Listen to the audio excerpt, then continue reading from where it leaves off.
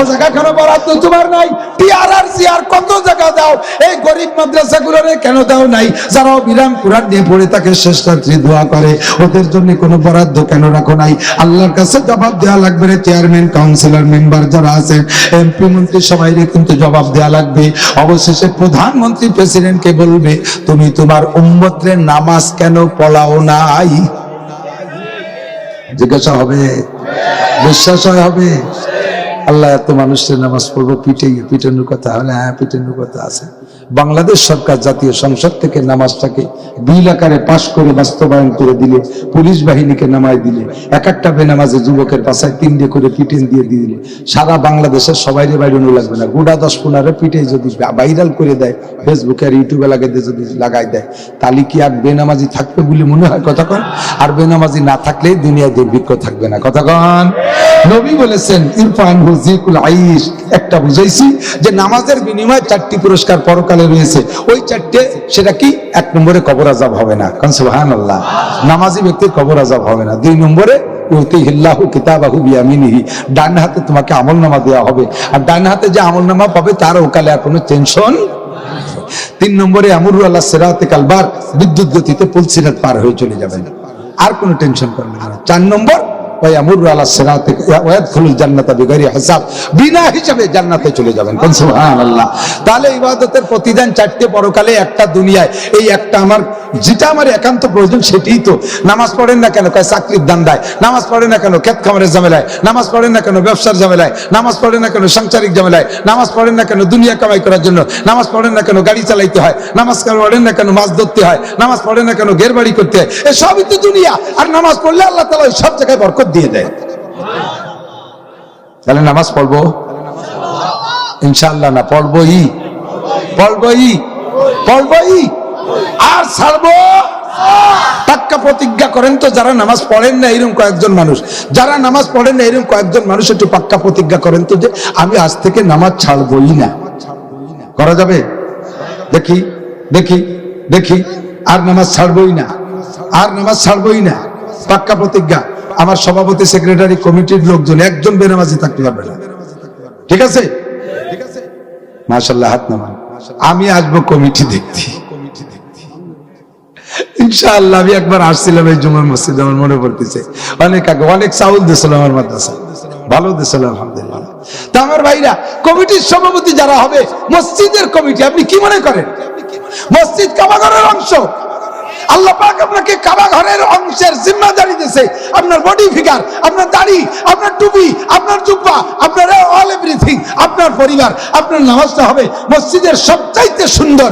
আপনার দেখা দেখি বাকিরা নামাজি হবে, আপনার দেখা দেখি বাকিরা সুন্দর হবে। হ্যাঁ, প্রত্যেক জাতির নেতাই হলো জাতির খাদেম। আরবিতে বলে, হাদিসে আসছে, সাইয়্যিদুল কওমে খাদিমুহুম, কওমের নেতা কওমের খাদেম। কওমের নেতা আপনি সেই হবেন, মসজিদের সভাপতি, সেক্রেটারি, মসজিদে ইমামতি করার যোগ্যতা অর্জন করবেন, যাতে ইমাম সাহেব না থাকলে সভাপতি দাঁড়ায় যেতে পারে, ইমাম সাহেব না থাকলে সেক্রেটারি নামাজ পড়াইতে পারে। এরকম যোগ্যতা আপনাদের নিতে হবে। রাজি আছেন না ইনশাআল্লাহ? আমরা সবাই একমত না? কথা বলেন। 2 নম্বরে রোজা। রোজার প্রতিদান আমরা দুনিয়ায় চাই না, আখিরাতে চাই। জোর হলো না? রোজার প্রতিদান কি জানেন? আল্লাহ তাআলা রোজাদারের মুখে উঠাইয়া 500 বছর খানা খাওয়াবে। আল্লাহ কয়, ওয়ানা আজজিবিহি ওয়াসাওমু লি ওয়ানা আজজিবিহি। ব্যাখ্যায় লেখে যে আল্লাহ তাআলা নিজে হাতেই পুরস্কার দেবেন রোজাদারের। সেটা হলো রোজাদারদের প্রত্যেকের মুখে আল্লাহ তাআলা ইফতারি খাওয়াই দেবে। জান্নাতি মাছের কলিজা ভুনা আর জান্নাতি রুটি দিয়ে লুকমা বানায় গালে উঠে খাওয়াই দেবে রোজাদারদের। আমরা তো এই এসাই তো রোজা রাখতেছি নাকি বলেন? তবে আল্লাহ পাক, আল্লাহ রাসূল বলেন, রমজান মাসটা কি ইউজাদু ফিহি রিজকুল মুমিন। রমজান মাসে রোজা রাখলে মুমিনের রুজি বেড়ে যায়। মুমিনের রুজি বেড়ে যায়। সত্য না মিথ্যা? একটু প্রমাণ নেন, ভালো করে বোঝেন। ফ্যামিলিতে যে কয়জন রোজা থাকেন, শেষ রাত্রি যা ভালো খানা হয়, রোজদারেরা যতক্ষণ পারে অতক্ষণ কি কম খায়? সারাদিন না খেয়ে থাকতে গাদাইয়ে খায়। ভালো মাছ, ভালো গোশ, ভালো যা যা আছে সব চাইছে চুলে সব করে খাইয়ে এরপর ওই জায়গায় ফিরে চলে আসে। তালবাটি ভালো রে গুছায় না। যে কয়জন রোজা না থাকে দিনের বেলা, তারা যদি বাড়ির বিটিকে কাছে ভাত চায়, তাহলে বিটিরা কি ভাত বাড়িয়ে দেয়? হ্যাঁ শয়তান, বেরোজাদারের ভাত কাটিয়ে দিয়ে আমি জাহান্নামে যাবো নাকি? কাড়িয়ে খাইয়ে যাইয়ে দেয় যে তা খাবার দাবার ঠিক মতো নাই, বিলেতি খাওয়ার মতো ভাঙ্গাসুরা অবস্থায়। মা ভাত তো ঠিক মতো নাই, চারটি ভাত রান্ধি দেয়, চুকার যা আছে তাই খা। দমকের ঠেলায় আর গরম ভাত দিনের মধ্যে নসিব হয় না। সন্ধ্যেকালে আবার ইফতারি 30 প্রকার নিয়ে বইছে যে কয়জন রোজা দেয়, আর যে কটা রোজা থাকে না সে কটা যদি ইফতারের দুয়ারে আসতে যায় ওকে বিরতি দেয় না, কয় যে গরু গুয়ালি দে, মুরগি ঘরের দরজা দে, এক কলস পানি নিয়ে গিয়ে খালি সরাই রাখে। এরা যখন খাওয়া দাওয়া শেষ লাস্টে কয় যে কটা সুলা মুড়ি দেখো তা খাইয়ে যা শয়তান খাইয়ে। আসল তো আমরা খেয়ে ফেলাই দিচ্ছে দিন ভরিয়ে ভান্তাবাদ, সন্ধ্যের সময় কয়টা সেরা ভাঙ্গা সুলা মুড়ি, আর কপালে কিছু হয় না। যত দুই বেলার ভালো খানা রোজাদারি খায়, ঠিক কি ঠিক না? এমনি দিনে যে পরিমাণ ভালো খান রমজান মাসে অবশ্যই তার চেয়ে ভালো খান, বিশেষ করে ইফতারিটা। প্রত্যেক ফ্যামিলিতে গরিব হলে ইফতারিটা এত সুন্দর আয়োজন করে যে ইফতারির টাকা দিয়ে তুই 2-3 দিনের খাবার হয়ে যেত, এত পরিমাণ খরচ করি, ঠিক কিনা? আল্লাহ তাআলা রুজি বাড়ায় দেয়, দেখুন অভাবও থাকে না। কাজেই ইবাদতের প্রতিদান আল্লাহ তাআলা দুনিয়ায় রেখেছেন। হজের প্রতিদান কি? হজ্জে মাবরুরের প্রতিদান। হাদিসে আছে আল্লাহর নবী বলেন, আল্লাহ পাক বলেন যে হজ্জে মাবরুর কবুল হজের প্রতিদান একমাত্র জান্নাত ছাড়া আর কিছুই না। ও পয়সাওয়ালারা, লাখপতি কোটিপতি, এই মুজগুটিতে কত জমি বিক্রি করেছেন, জমি বিক্রি করে খুলনার ভিতরে বড় বড় ব্যবসা করছেন, বড় বড় দোকান দিয়েছেন, ওই থেকে 5 লাখ টাকা খরচ করে এটা হজ করে আসা যায় না? কত টাকা খরচ করবো না একান্তে আল্লাহ কার নাক খান ভেঙে ঘুষইয়ে কোটি কোটি টাকা দিছে, হজ করবি না, জায়গা জমি রেখে তুই করবি কি করবি? দুনিয়ায় শুইতে লাগে 3.5 হাত, মরার পরেও লাগে কয় হাত? 3.5 হাত। তবে 3.5, 7 হাত। এই 7 হাতই কিন্তু আজীবন না, যতদিন বেঁচে আছেন অতদিন উপরের 7 হাত, আর মরে যাওয়ার পরে নিচে 3.5 হাত, আর মরার পরে নিচে 3.5 হাত। ওই 3.5 হাত দখল করলে এই 3.5 হাত হাত ছাড়া হয়ে যায়, ঠিক না? তাহলে হকাল পরকাল মিলাইয়া তোমার মাত্র 3.5 হাত, তুমি এত করে রেখে যে কার জন্য রাখবা? 1 ওয়াক্ত নামাজ হেরেম শরীফে পড়বা 1 লক্ষ ওয়াক্ত সওয়াব পাবা। জামাতে পড়বা 1,27,000 ওয়াক্ত নামাজের সওয়াব প্রত্যেক ওয়াক্তে। 22 দিন মক্কায় নামাজ পড়বেন, 5 22 110 ওয়াক্ত। 110 রে 1,27,000 দিয়ে গুণ দেন কত ওয়াক্ত হয়? এইটা ইনকাম করতে যাবেন না? কয় যা বাড়ি তাই কতজন মোটেই বলে না, উনি তো যাও একটু বলে, তাতে আল্লাহর বাড়ি ঘোড়ার ডিম হয়েছে। তাই হজ করলে নবী পাক বলেন, যেই ব্যক্তি হজ করে আল্লাহ তাআলা তাকে মরণ পর্যন্ত অভাব দেয় না। তাহলে হজের প্রতিদান দুনিয়া আছে না নাই? আছে না নাই? প্রত্যেকটা এভাবে যেটাই বলবেন সেটার প্রতিদান দুনিয়া আছে। তো আমার নবী এই মাসে 5 ওয়াক্ত নামাজ নিয়ে আসছেন মিরাজ থেকে, মনে আছে নাকি? 5 ওয়াক্ত নামাজ এই রাত্রে এই মিরাজে এই মাসে নিয়ে আসছেন। মাসটা এর জন্য বড় দামি। মাসটা শুরু হওয়ার থেকে নিয়ে হুজুর আলাইহিস সালাতু ওয়াস সালাম দোয়া পড়তেন, আল্লাহুম্মা বারিক লানা ফি রজাবা ওয়া শাবান ওয়া বাল্লিগনা রমাদান। মানে কি? আল্লাহ রজব ও শাবানের বরকত আমাদেরকে দান করো। বলেন আমিন, জোরে বলেন আমিন। রজব শাবানের বরকতের দরকার বিদায় নবী পাক এটা দোয়া করেছেন। এরপরে বলছে অবাল্লিগনা রমাদান, মেহেরবানি করে আল্লাহ রমজান মাসে আমাদেরকে পৌঁছাই দিও। আল্লাহ দুনিয়ায় আজ মরি আর কাল মরি, মরতেই হবে। মরণটা যদি রমজান মাসে হয় তাহলে আমি একটু আত্মতৃপ্তি পাবো। ওলামায়ে কেরামের কাছ থেকে শুনেছি, মুমিনের মরণ যদি রমজান মাসে হয় তাহলে রমজান মাসে কবর আযাব মাফ। আর একবার যাকে আল্লাহ তাআলা এক জগতে ক্ষমা করে দেয়, ওই জগতে তারে কোনোদিন ধরে না। মানুষ মারা যাওয়ার পরে পরবর্তীতে 2টা জগৎ আছে, একটা হলো রূহের, একটা হলো আলমে বরজাক কবরের জগৎ, আর একটা হলো আখিরাতের জগৎ। আখিরাতের জগতে যে জান্নাত আর জাহান্নাম, ও দোস্তরে মাঝে যে টাইমটা কিয়ামতের দ্বিতীয় কিয়ামত সিংহায় ফুকের আগে, এই লম্বা টাইমটার নাম হলো কবরের জগৎ। ওই জগৎটায় কবরে আযাব আছে, কবরে শান্তিও আছে। এই কবরের আযাব থেকে আল্লাহ পাক মাফ করে দিবেন রমজান মাসে যদি মরণ হয়। এই জন্য দোয়া করি, আল্লাহুম্মা বারিক লানা ফি রজব ওয়া শাবান ওয়া বাল্লিগনা রমাদান। রমজান মাসে পৌঁছাই দিও। মরণ যদি হয় তাহলে তুমি রমজান মাসে দিও। এবার কই রমজান মাস যখন পাইব, রমজান মাস হলো দোয়া কবুল হওয়ার মাস। প্রত্যেক দিন ইফতারির সময় দোয়া কবুল হয়, সেহরির সময় দোয়া কবুল হয়, বিশেষ সময় দোয়া কবুল হয়। ওই সময় দোয়া করবেন, আল্লাহ আমি এই রমজানে মরতে চাই না, মেহেরবান আল্লাহ তুমি আমাকে অনেক রমজান নসিব করো, আমাকে সবে কদর নসিব করো। আমি অনেকবার রমজানে রোজা রাখতে চাই। রমজানে দোয়া কবুল হয়। আল্লাহ সুস্থতার সাথে ইজ্জতের সাথে আমাদের সকলকে তুমি লম্বা হায়াতে তৈয়বা দান করো। আয় আল্লাহ তুমি আমাদেরকে বারবার রমজান মাস নসিব করো। জোরে বলেন আমিন। আমার নবীর আদর্শ, লাকাদ কানা লাকুম ফি রাসূলিল্লাহ, যা বলতে চাইছি আর একটু বলে নেই। এর পরের মাসের নাম হলো শাবান মাস। কি মাস? ও যুবক, 1 জানুয়ারিকে কিভাবে স্বাগতম জানাইছো? 31st নাইটে আমি খুলনা আইছিলাম, যেন কোন জায়গা মাহফিল করতে। ওরে বাতি আর বাতি, ড্যাক্স আর বক্সের বাড়িতে ভূমিকম্প হয়ে যাচ্ছে, ঢোলের বাড়িতে, বক্সের বাড়িতে লাইটিং করছিস তো তুরাই। ও যুবক, কিয়ামতে আল্লাহর কাছে জবাব দেওয়া লাগবে। জানুয়ারি মাস মুসলমানের মাস নয়, মুসলমানের মাস মুহররম সফর, কথা বলেন। মুসলমানের মাস রজব শাবান রমজান শাওয়াল জিলকদ জিলহজ। তোমার এই মাসগুলো কবে আসে খবর থাকে না, এ মাসের ফজিলত তোমার মাথায় ধরে না। আবার আসতেছে 14 ফেব্রুয়ারি, কালকে 1 তারিখ, গুনিয়ে গাইতে হিসেব করে রাখতেছে নুসমি আর দিন। সুবহানাল্লাহ। বিশ্বে জারস সন্তান প্রোটেকশন দিয়ে একটা রায়, হারামজাদা জাইরুর বাচ্চা পয়দা যায়। প্রত্যেকটা পার্কে পার্কে, প্রত্যেকটা পিকনিক স্পটে, প্রত্যেকটা সমুদ্র সৈকতে যুবক যুবতীর মিলন মেলা, পর্দা নাই পুশিদা নাই, আনন্দ ফুর্তি করবে। ঘরে বাপ মা নামাজ পড়তেছে, তাদের সন্তানরাই মাঠ দিয়ে ফিল্ডিং মেরে বেড়াচ্ছে। আর যেখানে সেখানে যে আকাম কুকাম করার দিন রাখছে 14 ফেব্রুয়ারি ভ্যালেন্টাইন ডে। নাম কি? ভ্যালেন্টাইন ডে মানে কি জানো? খ্রিস্টানদের ভিতরে এক বদমাশ লুচ্চর নাম ভ্যালেন্টাইন, ওইটা লুচ্চমি করতো, যারে পাতো তারে দর্শন করতো। সরকার ধরে তারে জেলে দিয়েছে, জেলখানায় যাই এক অন্ধ মহিলারে দর্শন করছে। এই যে সরকার সহ্য না পারিয়ে এই 14 ফেব্রুয়ারিতে দেশে তারা ফাঁসি। ওর দলে যত লুচ্চরা ছিল সেই দিন একটু উৎসব, সেই দিন একটু করছে, মানে দিবস পালন করছে, তার উপলক্ষে শোক দিবস। সেইটা লাস্টে যে আনন্দ দিবসে পরিণত হয়েছে। তাহলে ভ্যালেন্টাইন ডে 14 ফেব্রুয়ারি এটা ভালোবাসা দিবস না, এটা হলো লুচ্চমি দিবস। আজকে থেকে তোমরা প্রস্তুতি নিচ্ছ, অনেকেই ভ্যালেন্টাইন ডেতে আকাম করবা।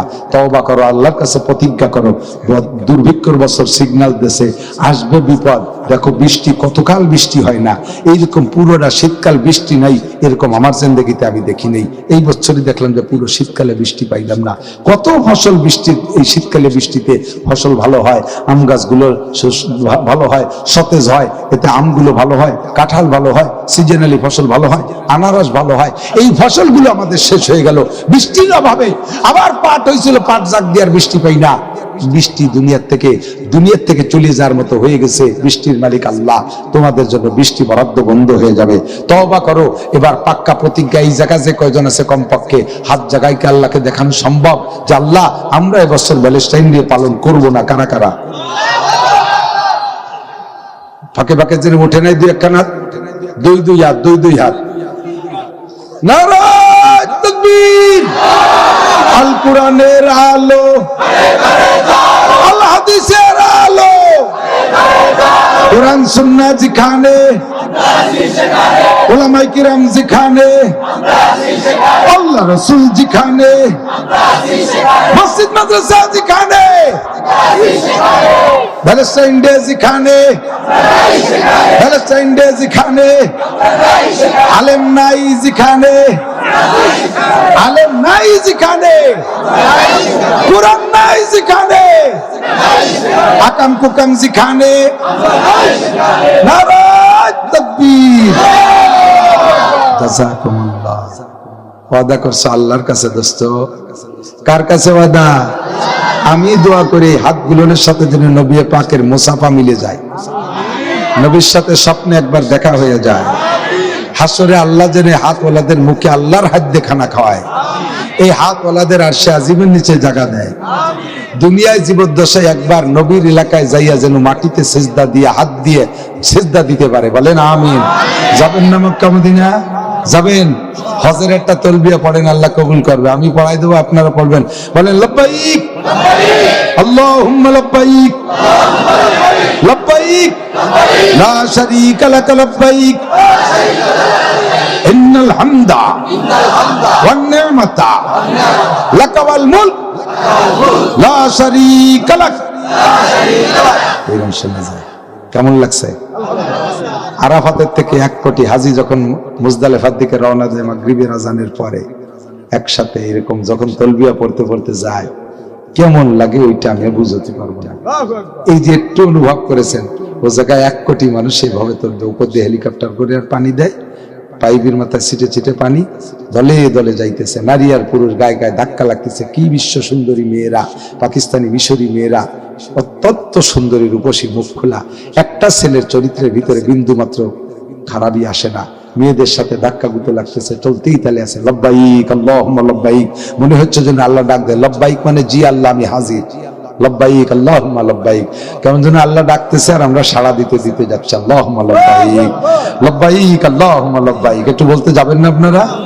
যাইতে হলে আগের থেকে একটু পবিত্র পরিচ্ছন্নতা অর্জন করতে হবে, একটু তওবা করতে হবে। আমরা আর নোংরা দিবসগুলো পালন করব না। যত দিবস আছে আমাদের জাতীয় দিবস, সেগুলোকে আমরা অবৈধ পন্থায় নেব না, আমরা বৈধ পন্থায় নিয়ে আসবো। 26শে মার্চ, 21শে ফেব্রুয়ারি, 16ই ডিসেম্বর, এগুলো আমরা ইবাদতের মাধ্যমে করতে পারি। কথা বল। মুসা আলাইহিস সালাতু ওয়াস সালাম ফিরাউনের গোষ্ঠীতে নীল দরিয়া ডুবই দিয়া 6 লক্ষ বনি ইসরায়েল নিয়ে পার চলে আসছে। ফিরাউন 12 লক্ষ সেনাবাহিনী নিয়ে ডুবে গেছে নীল নদে। এপার পার হয়ে আইসা মুসা আলাইহিস সালামের তাহলে প্রচন্ড বিজয় হয়েছে না? ফিরাউনের গোষ্ঠী শেষ, মুসা আলাইহিস সালামের গোষ্ঠী জিতে গেছে, বেঁচে গেছে। এর চেয়ে ভালো বিজয় চাই? আর এর চেয়ে ভালো বিজয় হতে পারে না। তো এই বিজয় দিবস আমরা এপার পার হইয়া আইসে কলা গাছের গলা কেটে গেন্দা ফুলির মালা দিয়ে বিজয় দিবস পালন করে নাই। এবার আইসে এরর ভাষায় রং মাহাইয়ার দিবস পালন করে নাই। এবার এসে সবাই রোজা রাখেন, সন্ধ্যার সময় ইফতার হবে, আমরা রোজা রেখে ইবাদতের মাধ্যমে বিজয় দিবস পালন করব। রোজা রাখছে, সন্ধ্যাকালে দেখে যে মান্না সালবা মীরা সদ্দার দিয়ে গম কালকে রাজ পাইছে খানে থানবী। সন্ধ্যাকালে জিবরিল আলাইহিস সালাম আসমান থেকে আল্লাহর পক্ষ থেকে তাদের জন্য জান্নাতি ইফতারি নিয়ে আসছে। তা আপনি এরকম ইবাদতের মাধ্যমে জীবন দিবস গুলো পালন করেন। 16ই ডিসেম্বর দামি দিবস, আমরা ইবাদতের মাধ্যমে পালন করি, তিলাওয়াতের মাধ্যমে পালন করি। কতক্ষণ? পয়লা বৈশাখ মুফতি নুরুল আমিন সাহেব 0 পয়েন্টে যে প্রোগ্রাম করে, আমরা সেখানে যাবো না ইনশাআল্লাহ। আজ থেকে এখন থেকে সিদ্ধান্ত যে পয়লা বৈশাখে পান্তার পচা ইলিশ হবে না। পান্তা খাইয়া বা দিবস পালন করে, আমার তো বুঝেই আসে না। নববর্ষের স্বাগতম জমায় পান্তাবাদ খাইয়া, সে পান্তাবাতের দাম কি কয়? বটমূলের থেকে নিয়ে আসি 1 প্লেট পান্তাবাদ। ইলিশ মাছের সাইজ কি আল্লাহ আকবার, তাবিটিরা বটি দিয়ে কাটতে পারবে না, 6 মিলি দিয়ে কাটছে মনে হয়, একটু পাতলা পাতলা। 1 পিস ইলিশ মাছ আর 1 প্লেট পান্তাবাদ 3000 টাকা দিয়ে কিনে নিয়ে আসে। এ যদি 1 লোকমা খাই বিনা হিসেবে বেচতে চলে যাবে, জুতোর বাড়ির অভাব হবে না। ঘুরছি জুতো, শয়তানের দল, পান্তাবাদ 3000 টাকা দিয়ে কিনে খাই। ওই বাড়ি ছিল শাশুড়ি, শাশুড়ি যাই কই, আম্মা আমি যে মানুষ, আমার ভাগ্যেই পান্তাবাদ হতো না, আপনার কপালের ওসিলায় পাইছি আম্মা। শাশুড়ি কই কয় কিরে বলদের বেটা বল, পান্তাবাদ আবার ভাগ্য দিয়ে কিনিয়ে না লাগেনি। ফ্রিজে রেটু টরে ভাগ করে সবাই খাইছে। শাশুড়ি কয় খালি আমার বাড়ি আয়, তোরে পান্তাবাদ দিয়ে মাটি দেবো, একটা পয়সাও লাগবে না, খালি খাবি আর খাবি। কয়েকদিন পর শ্বশুর বাড়ি গেছে, সকালে পান্তাবাদ, দুপুরে পান্তাবাদ, রাত্রি পান্তাবাদ, জোহরে পান্তাবাদ, আসরে পান্তাবাদ, 5 ওয়াক্ত পান্তাবাদ। আম্মা পান্তাবাদ খালি এত পান্তাবাদ কিভাবে কি এলেন? হয়তো কথা মতে কবি নেই, লাস্টে তোর পান্তাবাদের হাড়ি দিয়ে হেলমেট বানাই দেবো, বাড়ি চলে যাবে। তুই 3000 টাকা দিয়ে 1 প্লেট কিনে খাইছিস, চাইলে নাও দিয়ে লাগবে না, খালি খাবি আর খাবি। পান্তাবাদ ভাইয়া, পান্তাবাদ তো বড় লোকের খাবার না, পান্তাবাদ তো গরিবের খাবার। কতক্ষণ? আমরা পয়লা বৈশাখে পান্তাবাদ দিয়ে বরণ করছি গরিবী হালাতে। আল্লাহ কয় ঠিক আছে, গরিবী হালাত ভালো লাগে তোকে দুর্ভিক্ষ দেবো 23 সালে থেকে, দা কত পান্তা খাতি পারিস খাইস। বহুত পান্তা খাইছে, আর পান্তার চাহিদা নাই। কতক্ষণ? আর পান্তা খাতি চাই না, গরম ভাত খাবো। আল্লাহর কাছে দোয়া করবো, আল্লাহ তুমি আমাদের রুজির বরকত বাড়াই দাও, বলেন আমিন। আল্লাহ রুজির বরকত বাড়াই দাও, বলেন আমিন। দোস্তরে কেউই আমরা দোয়া করি না, কেউই আমরা দোয়া করি না, সবাই শুধু সরকারের কাছে প্রার্থনা করি, সরকারের সমালোচনা করি, যাই করি না করি সরকারের করি। আবার সরকারের কাছে সব আমাদের দাবিও আছে বিধায় বলি, বাকি এটা আমাদের দরকার নাই। আমরা চাবো কার কাছে? বাংলাদেশ সরকার নামাজ পড়তে কইতেছে না, তাই বলে কি নামাজ পড়বো না? রোজা রাখতে বলতেছে না, রাখবো না? পর্দা করতে বলতেছে না, তাই বলে কি পর্দা করবো না? বেপর্দার কারণে জেনা বাড়ে, আর জেনার কারণে গজব আসে। আর জাকাত না দেওয়ার কারণে খোদার পক্ষ থেকে রহমতের বৃষ্টি বন্ধ হয়ে যায়। জাকাত না দেওয়ার কারণে আপনাদেরকে আল্লাহ তাআলা যদি তৌফিক দেয়, জাকাত দেবেন না ইনশাআল্লাহ? জাকাত দেবেন না ইনশাআল্লাহ? জাকাত দেবেন না, সাদকা তো তারুদ্দুল বেলা। এই ভাই নাই কালেকশন করতেছি। মানুষ যা চালাক, একটু টাকা পয়সার দিক কথা চলে গেলি চল হয়ে গেছে কাম। পয়সা চাবি না আগে তো সেই এই চালাকের চালাক, আর কি খবর। আমার হুজুর মাওলানা আকেল আলী চক কইতেন এক গল্প। কয়েক বড় লোকের 2 ছেলে, জন্মের ফাজিল না, একটু বলবে না, প্রাইমারির মাস্টারকে মাইরি টেরি কোনো মতে ঠেলে টুলে হাই স্কুলে গেছে। হাই স্কুলে কেবল 6 পড়ে, 2 বান্দরের জ্বালা এলাকার প্রাইভেট মাস্টার যে কটা আছে সবাই মাইর খাইছেন, কেউ তাকে পড়াতে রাজি না। কের কাছে আর পড়ানোর উপায় নাই। লাস্টে বড় লোক কয় যে দেখদি শুনছি যে হিন্দু পণ্ডিত মুসাইরা উন্ডাবাড়ি কৌশলী পিটিআই ট্রেনিং আছে ওনাদের, কুন্ডা বলে পড়াতে পারে, যত আজিল ফাজিল যাই হোক পড়াই দেয়। দেখতে একটা হিন্দু পণ্ডিত পাইছি কি, আমি পয়সা বেশি দেবো, একটু বাড়ি এসে পড়াই যাবে। আচ্ছা ঠিক আছে পড়াবো। একদিন পড়াইছে, প্রথম দিন ভদ্রসদ্রভাবে পড়ছে সেদিন। দ্বিতীয় দিন যাইয়া কেমন যেন আদাবিদে উড়ামুলা ভাব, সেদিনও কোনো মতে টাইনি টুকে। তৃতীয় দিন যাইয়া কোনো মতে পড়বে না, পোলাপান মাঠে খেলতেছে, সেই দিক চাই দাঁড়া বসে গেছে। ষাটের পাইছে যে এই সময় পড়ালি আর হবে না কাম, কাজেই রাজা চাই তাই একটু করি আসি, ওর মধ্যে দেই কোনো মতে পারি নাকি। তো স্যার বলতে, এই তোকে ফুটবল আছে, এই সবসময় পড়া যায় না, খেলার সময় খেলতে হয়, পড়ার সময় পড়তে হয়, চল তাই একটা ফুটবল খেলিয়েছে।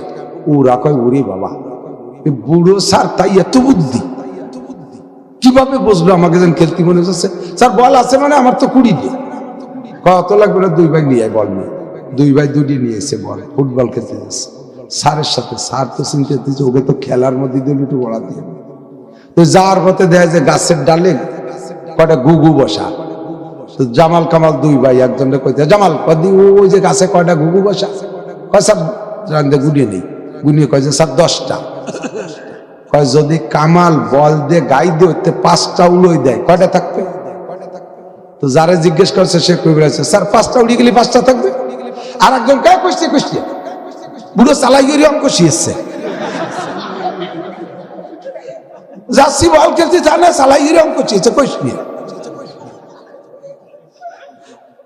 ওকে কয়েছে তোরা খেলবি বাড়ি এসে কবি তোমার হওয়া মানুষ বানাতে পারবো না, চালাকি করে অঙ্ক চেয়েছি তাও টের পেয়ে গেছে, এ মানুষ বানাবো কি তাকে বাস করি রাজবার করবো, যখন একটু টাকার নাম করেছি ওই চলো সব যাই হিসাব করে এসে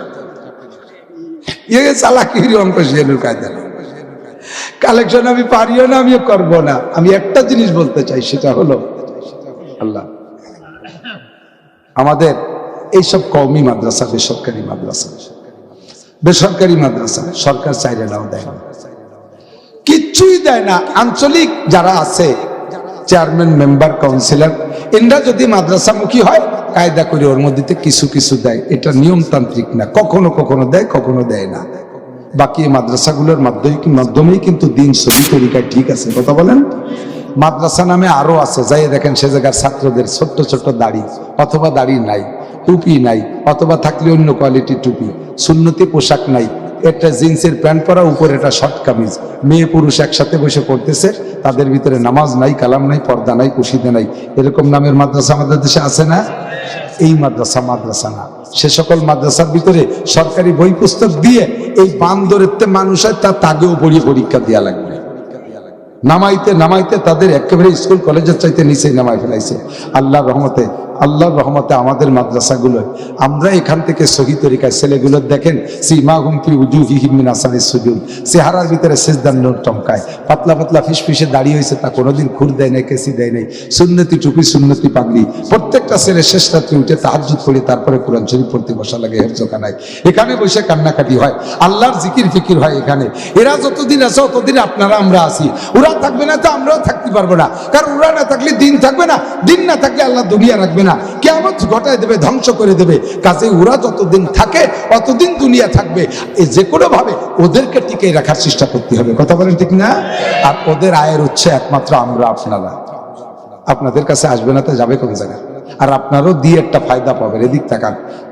এই উপমহাদেশের ভিতরে যত বেসরকারি কওমি মাদ্রাসা, এর মূল মাদ্রাসা হলো দারুল উলুম দেওবান্দ। আমি মুরব্বীদের থেকে শুনেছি, দারুল উলুম দেওবান্দের প্রতিষ্ঠাতা যারা, তার মধ্যে অন্যতম প্রসিদ্ধ কাসেম নানুতুবি রহমাতুল্লাহ আলাইহি। মাদ্রাসা করে যেহেতু সরকারে কোনো পয়সা দেন, আরো ব্রিটিশের সময়, যে সময় এদেশে ব্রিটিশের রাজত্ব চলতো, ধর্মের নামই নেওয়া যাইতো না, সেই সময় মাদ্রাসা। তো উনি মাদ্রাসা করে ছেলেদের রুটির জন্য দেওবান্দ এলাকায় রুটি খায়, এই রুটির জন্য আটা কালেকশন করতো। আমাদের দেশে মুষ্টি চাউল হয় না, এরকম আটা কালেকশন করে, মুষ্টি আটা শুক্রবারে কালেকশন করে। তো এই সকালবেলা শুক্রবারে ছাত্ররা যখন মহল্লা করে সলায় যায়, কালেকশন করে নিয়ে আসে, এই দেখে এক পয়সাওয়ালা বড় লোক ধনী, উনি বলতেছে যে হুজুর, আল্লাহর দিনের জন্য আলেম তালবে আলেমরা ভিক্ষে খয়রাত করে বেড়াবে, এত অপমানি, এত বেইজ্জতি, আমার এটা সয় না হুজুর, আমার ভালো লাগতেছে না হুজুর, আপনি ও যদি বলেন তাহলে আপনার মাদ্রাসায় বাৎসরিক যত আটা লাগবে সব আমি দিয়ে দেব। বিশাল বড় মনের কথা না? হুজুর তো খুশি হয়েছেন, একদিন খুশি হয়েছেন। সাথে সাথে আবার ওই লোকটার অনুমতি নেই নেই। আর তবে আপনি কালেকশন করতে পারবেন না, ছেলেরা আর মাঠে যাবে না। হুজুর বললেন যে তোমার এই কথাটা আমার খুব পছন্দ হলো, আমি তোমার জন্য দোয়া করি, তবে আমি ডিক্লার দিতে পারছি না, তোমাকে আমি এই ব্যাপারে সিদ্ধান্ত দিতে পারছি। কাল আমার রাত্রে একটা মিটিং আছে, এই মিটিং এর পরে আগামীকাল বলবেন। আচ্ছা ঠিক আছে হুজুর, কাল বলবেন, কালকে আমি আসবো। হুজুরের মিটিং কার সাথে? মাদ্রাসার কমিটির সাথেও নাই, শিক্ষকদের সাথেও নাই, কারোর সাথে না। মিটিং হলো মহল্লায় এক বুড়ি এই মুষ্টি আটা দিত, ওই বুড়ির সাথে মিটিং করবে। রাতের বেলা যে বুড়িরে বলতেছে, বুড়ি আল্লাহ আমাদেরও কপাল ভালো করছে, তোমাকে কপাল ভালো করে দিছে। কি হয়েছে বাপ? ভাই কি এক বড় লোক আমার মাদ্রাসার সারা বছরের আটা দিয়ে দেবে, আর তোমাকে কাছে মুষ্টি আটা কালেকশন করতে এসে আমার তালবেলেরা বিরক্ত করবে না। তুমি এ ব্যাপারে কি কও? বুড়ি কয়, কাসেম তুমি এমন একটা সর্বনাশ করবা ভাবতে পারিনি। ও কাসেম, তাহলে তুমি তোমার বড় লোকরে নিয়ে আর তোমার হুজুরকে নিয়ে ভেসতে যাইও, আমরা গরিব মানুষ আর ভেসতে যাব না। আমরা আমল করতে পারি না, মূর্খ অশিক্ষিত, আমাদের নাই নামাজ, নাই কালাম, নাই তিলাওয়াত, আমরা কিচ্ছু জানি না। তোমাদের এক মুঠ আটা খাওয়াই একটু ভেস্তের আশা করছিলাম, আর তুমি তাও নিবা না। তার মানে আমাদের ভেস্তে যেতে দিবা না, তুমি বড় লোককে নিয়ে হুজুরকে নিয়ে ভেস্তে যাবা। ঠিক আছে যাও, তোমার আল্লাহর ভেস্তে তোমরাই চলে যাও, আমরা যাবো না। বুড়ি কান্দে দিছে। কাছে না তুমি কয়, বুড়ি নিশ্চিন্তে থাকো, সারা দুনিয়ার সব যদি এই দেওবন্দে দেয় তবু মুষ্টি একটা কালেকশন চলবে, আর এর মাধ্যমে আমার গরিবরা জান্নাতে যাবে। কোন সুবহানাল্লাহ। এখন এই কেন? কারণ হলো যে ওর মধ্যে নাই বিটিরা, তা তুমি দেখবা কি? ঠিক কিনা? আমি বললাম, ও বিশ্ববিদ্যালয়ের যুবকরা, তোরা যদি এই বিশ্ববিদ্যালয় তাইকা বলতে পারিস এক বছর না, তুই যদি একটা দিনেরও সন্ধ্যাকালে বলতে পারিস যে আজকে সারাদিনের ভিতরে আমি একটা মেয়ের চেহারার দিকে উঠে চোখ উঠে তাকাইনি, ওই মাদ্রাসার হুজুররা এক বছর মেয়েদের দিকে না তাকানোর কারণে যে নেকি পাইছে, তুই একটা দিন চোখ কন্ট্রোল করার কারণে তাই সে বেশি নেকি পাবি। কারণ ওরা অনুকূল পরিবেশে আছে, তুই হলো প্রতিকূল পরিবেশে। তোর এই জায়গায় পর্দা করা সম্ভব না। কথা কর না কেন? তোর এখানে পর্দা করা বড় কঠিন। আমি যদি গল্প মারি, আমি জীবনেও কোনোদিন আসামিদের কাছ থেকে ঘুষ খাই না। আমি বলে তোর ভালো কাজ, আমি ঘুষ খাই না, এটা তোর সুন্দর কাজ। ঘুষ না খাওয়া ভালো কাজ না? আমি মৌলানা নাসিরুল্লাহ, আমি জীবনেও কোনোদিন কোনো আসামির কাছ থেকেও খাইনি, বাদী ফরিয়াদি কের কাছ থেকে খাইনি। কা আমার দেয় কেটা? ঘুষ খার ক্লাসেই তো আমি নাই, ওই ডিপার্টমেন্টেই তো আমি নাই, তা আমার ঘুষ দেয় না বলে খাই না। দিয়ে দেখতে পাইতাম, তারপর যদি না খেতাম তাহলে তো কারামতি। কথা কন? যদি কোনো পুলিশ বলে যে আমি জীবনেও ঘুষ খাই না, তাহলে ওই পুলিশ আমি মাওলানা নাসির আর এই উলামা পরিষদের 100 উলামায়ে কেরাম জীবন ভরে ঘুষ না খেয়ে যে নেকি পাবে, একজন পুলিশ যদি তার চাকরির টার্মে ঘুষ না খায় তাহলে তার চাইতে বেশি নেকি পাবে। ওটা হলো ঘুষ না খাওয়া, আমরা ঘুষ না পাওয়া। ঠিক না? আমি যদি গল্প মারি যে আমি এই রাস্তাঘাটের কোনো পিস মিস এই জাতীয় কোনো কিছু নষ্ট করি না, একে খাই নে পয়সা, রোডের কোনো পয়সাই আমি খাই না, আর ব্রিজ কালভার্টের তো কোনো পয়সাই খাই না। আমি এ ব্যাপারে কন্ট্রাক্টারি করে, কন্ট্রাক্টারির কোনো পয়সা করি খাই না। কেন খান না? কন্ট্রাক্টারি আমার দেয় না, তবে খাবো কোন দিয়ে? কতক্ষণ? আমি যদি বলি আমি টোন মারি না, মন মারি না, রাস্তা মারি না, খাল মারি না, ভিজিএফ কার্ড মারি না, পঙ্গু ভাতা মারি না, এ কথার ভিতরে কোনো কারামতি নাই, কারণ আমি ওই ডিপার্টমেন্টেই না। এ কথা বল যদি কোনো মেম্বার বলে, যদি কোনো চেয়ারম্যান বলে, তাহলে ওই চেয়ারম্যান আমার মতো 1000 মাওলানার চাইতে এই ক্ষেত্রে বুজুর্গ। পাইতে খাই নাই, সে পাইয়ে খাই নাই। কতক্ষণ? নবী পাকের জামানার স্বর্ণযুগ, রসুলের চেহারা দেখলে গলা কাটাই দেওয়া সহজ ছিল। আল্লাহু আকবার। ও দোস্ত, ইউসুফ আলাইহিস সালাতু ওয়াস সালামের চেহারা দেখা মিশরের মহিলারা গলা কাটছে, আঙ্গুল কাটছে, হাত কাটছে, লেবু কাটতে যাইয়া আঙ্গুল কেটে ফেলাইছে। মানে ইউসুফ আলাইহিস সালাতু ওয়াস সালামের পর জুলাইখা কেন আশেক হলো, এই একটা অভিযোগে মিশরের বাদশার স্ত্রী এত বড় নিচুর চরিত্রের, এত বড় খারাপ মেয়ে, এই রাজার বউ হইয়ে একটা ছেলের পাশে এরকম আশেক হয়ে গেল, এই বলে দেশ জুড়িয়ে ভাইরাল হয়ে গেছে, তারে সব জায়গাতে নিন্দার স্লোগান উঠতেছে। এখন উনি যে মাজুর, উনি যে বিপদে ছিল, এই বিপদে অরিজিনালি বিপদে ছিল। সেই বিপদটা কেমন এইটা প্রমাণ করার জন্য দোস্ত, ইউসুফ আলাইহিস সালামকে আল্লাহ তাআলা যে রূপ দিয়েছে, জুলাইখা তো অতটুক করে তারপরে ফেল করছে, বাকি তার কাছ থেকে ফেল করা বড় কঠিন ছিল। ইউসুফ আলাইহিস সালামের কাছে যাই ঈমান বাঁচায় আসা বড় কঠিন ছিল। নারীদের অ্যাটাক করেই ফেলতো। আল্লাহ তাআলা তাকে যে রূপ দিয়েছে, আমার নবী বাদে যত মানব জাতির জন্য আল্লাহ একটা রূপ বাজেট করছে, প্রত্যেক জগতে একটা রূপ আছে। বাঘের একটা রূপ আছে না, বাঘের একটা রূপ আছে, তাই সব বাঘরে ভাগ করে দিয়েছে। সিংহের একটা রূপ আছে, সিংহকে দিয়েছে। পিঁপড়ের রূপ আছে, সব পিঁপড়েকে দিয়ে দিয়েছে। মানব জাতির একটা রূপ আছে, এই রূপকে আল্লাহ তাআলা ভাগ করে অর্ধেক করে আধা আধি করে ফুল অর্ধেক চেহারা হযরত ইউসুফ আলাইহিস সালামের একারে দিয়েছে। খালি সুবহানাল্লাহ কইলেন, চোখ বন্ধরে ভাবেন দিতে তালি চেহারাটা কিরকম হতে পারে। আর একটু পরে বসবেন আরো সুন্দর। আর যে অর্ধেক থাকলো না, এই অর্ধেকের অর্ধেক অর্থাৎ টোটালের 25%, 4 ভাগের 1 ভাগ ইউসুফ আলাইহিস সালামের দাদিরে দিয়ে দিয়েছে। তা দাদি 25 না পুতায় 50, 75% রূপ 2 দাদি পুতায়, আর যে 25 তাই আমাকে মধ্যে ভাগ হয়েছে। ওই প্রিয়াঙ্কা চোপড়া মোপড়া যা কোন বিশ্ব সুন্দরী মন্দির সবাই টবাই নায়িকা নায়িকা যাটা আছে সবার মধ্যে ভাগ হয়েছে। তাই একটুক ভাগে পাইছো, তাহলে কি পরিমাণ পাইছো? 1.5 মণ, 1 জাররা। তারই ঠেলায় একজনের জ্বালায় কচু গাছের সাথে গলায় দড়ি নিয়ে মেরে চিতে রয়েছে, তার এতে লাভ দিয়ে ভর্তিছে। আর সেই ইউসুফ আলাইহিস সালাতু ওয়াস সালাম জুলাইখার ঘরে, জুলাইখা বড় রূপসী ছিলেন, শ্রীমতী জুলাইখা তৎকালীন বাদশার স্ত্রী, এই আটকাইছে। আল্লাহু আকবার। এখন এইভাবে বদনাম যখন উঠছে, উনি কে বদনামেতে বাঁচার জন্য একটা কিছু করি। তো মিশরের ওইরকম সুন্দরী মেয়েদেরকে দাওয়াত দিয়েছে, তোমরা আমার বাড়ি আসবা, তোমাদের সাথে একটু আমি একটু নাস্তা করবো, একটু আপ্যায়ন করবো। তো উনি আপ্যায়নের জন্য প্রত্যেকের জন্য প্লেটে প্লেটে যা রাখছে, সাথে সাথে একটা লেবু রাখছে, আর ই রাখছে, চাকু রাখছে। ইউসুফ আলাইহিস সালামকে বলছে, আমি সবার হাতে এই লেবু দেব, চাকু দেব, আর তুমি এই সময় আসবা, তুমি এই সময় আসবা। আর ওদের বলছে, যখন আমি বলবো যে পোজ দাও, ওই সময় পোজ দিবা। সবাই লেবু ধরাইয়া রেডি করছে, পোজ দেবে। রেডি, 1 2 3 কর, থ কইছে, রি কই নেই। এই সময় ইউসুফ আলাইহিস সালাম তাল, আসো। ইউসুফ আলাইহিস সালাম রুমের মধ্যে ঢুকছে, তার চেহারার ঝলকে মহিলারা পোজ দেওয়া হয়ে গেছে, লেবুতি পোজ না দিয়ে আঙ্গুল কেটে ফেলাইছে। লেবুতি পোজ না দিয়া আঙ্গুল কেটে। তো বলা হয় যে তাহলে ইউসুফ আলাইহিস সালামের কত রূপ। এই বর্ণনা যখন এভাবে দিছি, তখন আপনারা সব চলে গেছে ইউসুফ আলাইহিস সালামের রূপের দিকে। আপনাদের আপনার মগজ মাথা।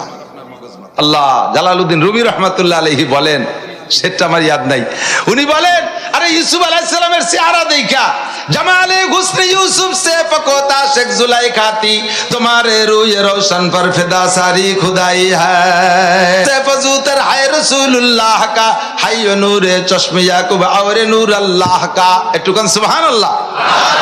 ইউসুফ আলাইহিস সালামকে, ইউসুফ আলাইহিস সালামের নূরের পর দুনিয়ার মানুষ আশেক, আর আমার নবীর রূপের উপরে, আমার নবীর নূরানী চেহারার উপরে স্বয়ং আল্লাহ পাক রব্বুল আলামিন আসে, ঠিক না?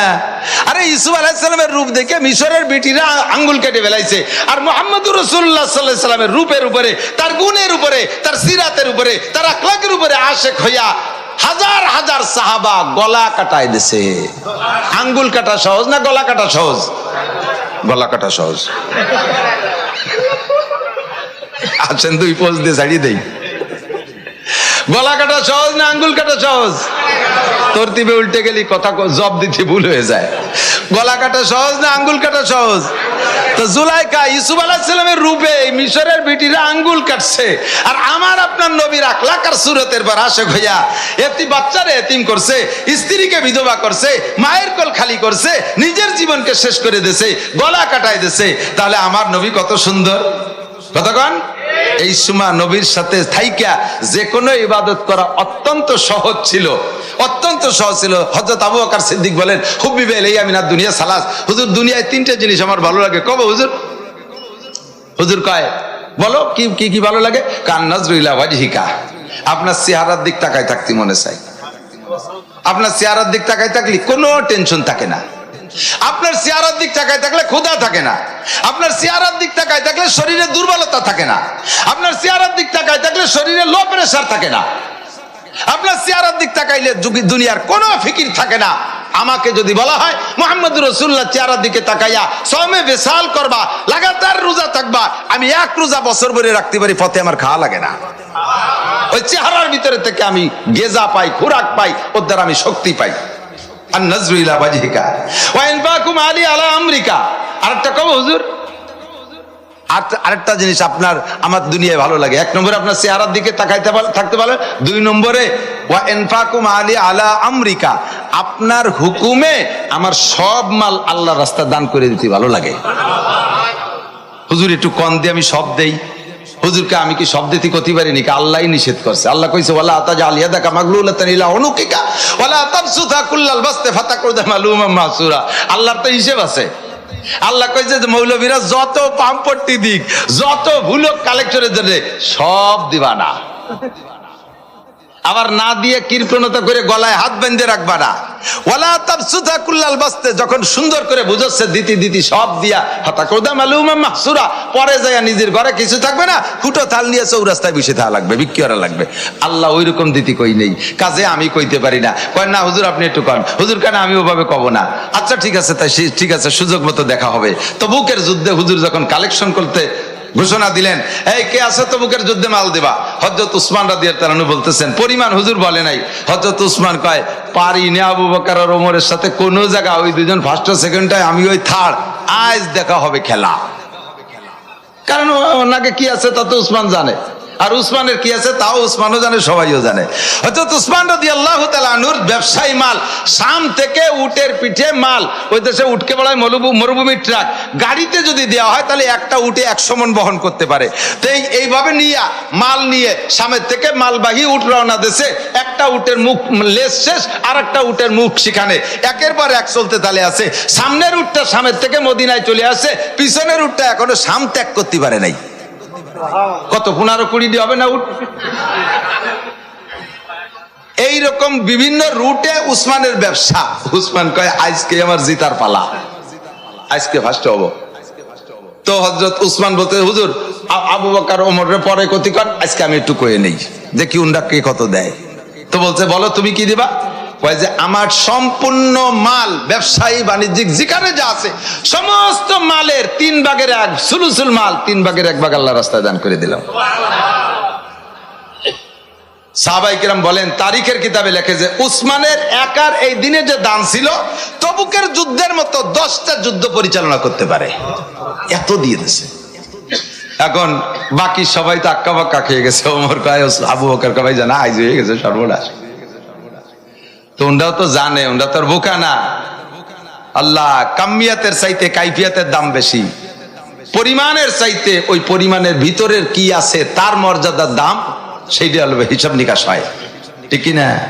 বড় বড় ডোব ভরা প্লাস্টিকের বোতলে রাস্তাঘাটে বিভিন্ন জায়গায় গাদি দিয়ে রয়েছে না, বাঙ্গাড়ি বুঙ্গড়ি দিয়ে 15-20 দিয়ে বস্তা দিয়ে একটা বস্তা বানায়, ওর মধ্যে প্লাস্টিকের বোতল, বাঙ্গাড়ি, ভাঙ্গা টিন, পুরন রিক্সা, কত তা ওর মধ্যে রয়েছে। অর্ধেক চোরেও ফিরিয়ে তাকায় না, শয়তানও ফিরিয়ে তাকায় না, তাকায়, অথচ কত বড় বড় বস্তা, ঠিক না?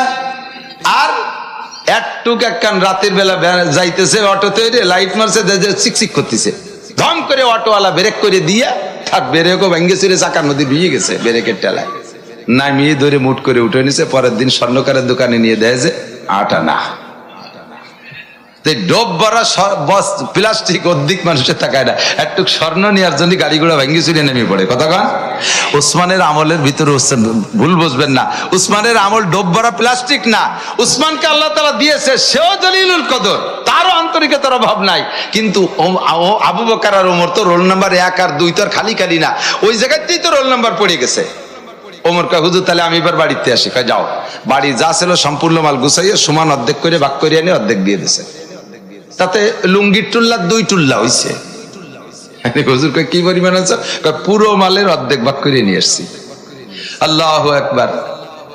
2 জনে আনার পরে ওমরও ভাবতেছে যে আবু বকরের বাড়ি যা আছে তাতে আজকে আল্লাহর রহমতে আমার সাথে পারবে না। উসমান ফার্স্ট হলি, আমি সেকেন্ড। হযরত আবু বকর কয় হুজুর আমি আসি। কয় যাও। হযরত আবু বকর যাইয়া সবার পরনের কাপড় টুক বাদে 10 মাইল চেনেন নয় যে থালবাটি মাঝে 10 মাইল মাজনি চামচ টামুচ খুন্তি মুন্তি সব দিয়ে গাইড বাঁধে 1 লুঙ্গির 1 টুল্লা হয়েছে, তাই মাথায় এনে ডেলি দিছে। হুজুর একটা খুলিয়ে দেয় যে বাড়ির সবটা নিয়ে আইছে। তে সব নিয়ে আইছেন যে আছে কি কি কি কি রেখে আসেন? হযরত আবু বকর বলেন, तमाम दुनिया दे के भी सब रह गए मेरे लिए, तमाम दुनिया दे के भी सब रह गए मेरे लिए, एक खुदा मेरे लिए, एक मुस्तफा मेरे लिए, एक खुदा मेरे लिए, एक मुस्तफा मेरे लिए। সব দিয়ার পর আমার সব রয়ে গেছে, এক আল্লাহ আছে আমার, আর এক মুস্তফা সাল্লাল্লাহু আলাইহি ওয়াসাল্লাম আছে আমার সবই আছে। কোন সুবহানাল্লাহ। তাতে হইছে এক লুঙ্গির এক টুল্লা, ওমরের হইছে দুই লুঙ্গির দুই টুল্লা, আর উসমানের তাই তবুকের যুদ্ধে 10 যুদ্ধ পরিচালনা সম্পদ। কেডা বেশি দিছে? উসমান বেশি দিছে।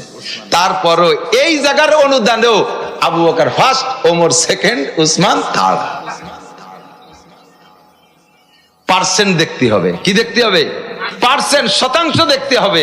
ওমর আবু বকর 100% বাড়ি কিচ্ছু রাখে নাই, ওমর 50% বাড়ি অর্ধেক রাখছে, আর উসমান রাখছে 33% দেশে, আর 66% রয়ে গেছে।